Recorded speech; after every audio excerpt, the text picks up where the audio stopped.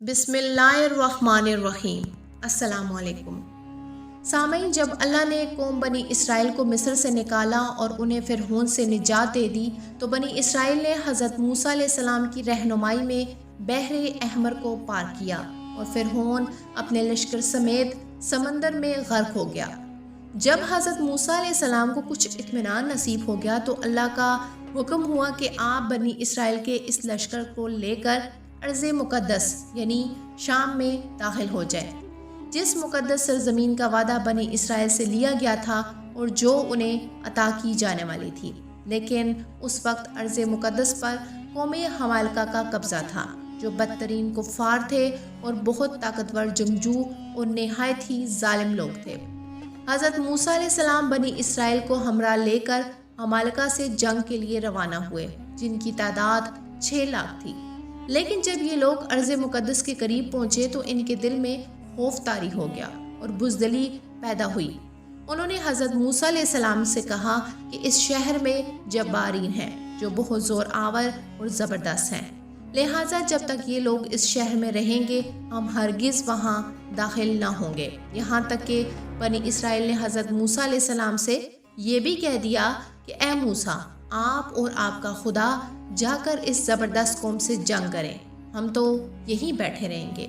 ان کے اس رویے سے حضرت موسیٰ علیہ السلام کو بہت صدمہ ہوا، لہٰذا اللہ نے انہیں یہ سزا دی کہ جس وادی میں انہوں نے پڑاؤ ڈالا تھا وہاں 40 سالوں تک وہ بھٹکتے رہے، مگر اس میدان سے باہر نہ نکل سکے۔ اس کا نام میدان طیہ تھا، جو 27 میل کے رقبے پر مشتمل تھا۔ روایت ہے کہ بنی اسرائیل کے لوگ سامان اٹھا کر سارا دن چلنے کے بعد رات ایک جگہ پر پہنچ جاتے اور جب صبح ہوتی تو وہ وہیں موجود ہوتے جہاں سے وہ چلے تھے۔ لہٰذا اب بنی اسرائیل اس میدان میں پھنس چکے تھے اور ایک ہفتے میں سب کا سامان ختم ہو گیا تو ساری کی ساری قوم توبہ و استغفار کرنے لگی اور معافیاں مانگنے لگی۔ میدان طیہ میں ہونے والے اس سخت امتحان اور مشکلات کو دیکھ کر حضرت موسیٰ علیہ السلام کو اپنی قوم پر رحم آیا۔ آپ نے اللہ کی بارگاہ میں ان کے لیے دعا کی، لہٰذا اللہ نے بنی اسرائیل کے لیے اس میدان میں بے شمار عطائیں اور نعمتیں نازل فرمائی۔ جب بنی اسرائیل کو پیاس کی شدت محسوس ہوئی تو حضرت موسیٰ علیہ السلام نے اللہ کے حکم سے اپنا عصا ایک چٹان پر مارا تو اس چٹان سے بنی اسرائیل کے 12 قبیلے کے لیے 12 چشمے جاری ہو گئے۔ چونکہ یہ وادی وسیع میدان پر پھیلی تھی، وہاں سر چھپانے کے لیے کوئی جگہ نہ تھی اور دن کے وقت سورج کی دھوپ اور تپش سے بنی اسرائیل بدحال ہو جاتے تھے، لہٰذا دھوپ سے بچاؤ کے لیے ایک بہت بڑا سفید بادل سارا دن بنی اسرائیل کے لوگوں کے لیے سایہ کرتا تھا۔ اس کے علاوہ رات میں میدان کے بیچوں بیچ ایک چمکدار ستون اترتا تھا جس کی روشنی میں وہ لوگ کام کاج کرتے تھے۔ اس کے علاوہ بھی اللہ نے ان پر بہت سی نعمتیں نازل کی۔ انہیں عنایتوں اور نعمتوں میں ایک نعمت من و سلوہ تھا۔ دراصل اللہ نے ان لوگوں کے لیے کھانے کے لیے آسمان سے 2 قسم کی غذائیں اتاری، ایک کا نام من اور دوسرے کا نام سلوہ تھا۔ من شہد جیسی میٹھی غذا تھی۔ انجیل کی کتاب خروج میں لکھا ہے کہ جب وہ شبنم سوکھ گئی تو انہوں نے دیکھا کہ میدان میں چھوٹی چھوٹی گول چیز پڑی ہے جیسا کہ پالے کے دانے ہوتے ہیں۔ بنی اسرائیل اسے دیکھ کر کہنے لگے، من یہ کیا ہے؟ حضرت موسیٰ نے ان سے کہا کہ یہ وہی چیز ہے جو خداوند خدا نے تمہیں کھانے کو دی ہے، اور اس نے تجھ کو پہلے آزمائش میں ڈالا اور تجھے بھوکا رکھا، پھر وہ مان جسے تو اور تیرے باپ دادا بھی نہ جانتے تھے تمہیں کھلایا، تاکہ وہ تجھے سکھائیں کہ انسان صرف روٹی پر زندہ نہیں رہ سکتا۔ من دراصل ایک گوند تھا جس کا ذائقہ شہد جیسا تھا۔ یہ گوند وہاں کے پیڑ پودوں کے پتوں پر جمع ہو جاتا تھا اور بنی اسرائیل صبح سویرے جمع کر کے اسے کھا لیتے تھے۔ جو شخص وہاں پر سویا رہتا تھا اس دن کی خوراک سے وہ محروم ہو جاتا تھا۔ ہر شخص کے لیے تقریباً 4 کلو کی یہ خوراک ہوتی تھی۔ سلوہ ایک قسم کا پرندہ تھا جسے بٹیر کہتے ہیں۔ جب شام کے وقت جنوب کی طرف سے ہوائیں چلتی تھی تو ان پرندوں کے ہجوم بنی اسرائیل کے خیموں کے قریب آ کر بیٹھ جاتے، لہٰذا وہ لوگ انہیں آسانی سے پکڑ لیتے اور بھون کر کھایا کرتے تھے۔ من و سلوہ ایک ایسا کھانا تھا جو انتہائی آسانی کے ساتھ ہضم ہو جاتا تھا۔ रंग, खुशबू और जायके में भी बेमिसाल था। इसके अलावा बनी इसराइल पर अल्लाह की तरफ से ये मुआवजा हुआ कि उनके बाल और नाखून बड़े नहीं होते थे, न कपड़े फटते थे, न मैले होते थे, और जिन बच्चों की पैदाइश होती उनके जिस्म पर कुदरती लिबास होता था जो जिस्म के साथ बड़ा होता जाता था। इस तरह इस वादी के अंदर बनी इसराइल मनो सलवा और इन चश्मों के सहारे एक बेहतरीन जिंदगी गुजार रहे थे।